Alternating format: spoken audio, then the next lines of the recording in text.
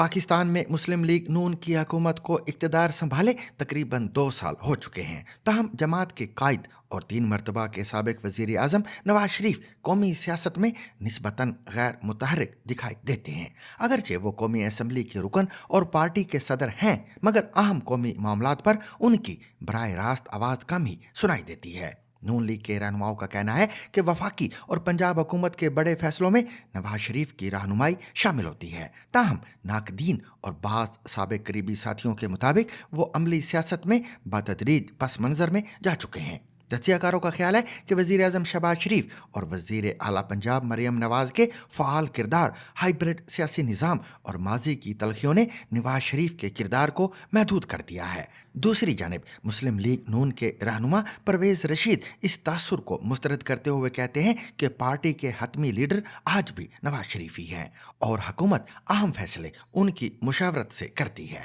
سیاسی مبصرین کے مطابق نواز شریف کی موجودہ خاموشی انہیں غیر متعلق نہیں بلکہ ایک محتاط اور محدود کردار کی عکاس بھی قرار دی جا سکتی ہے۔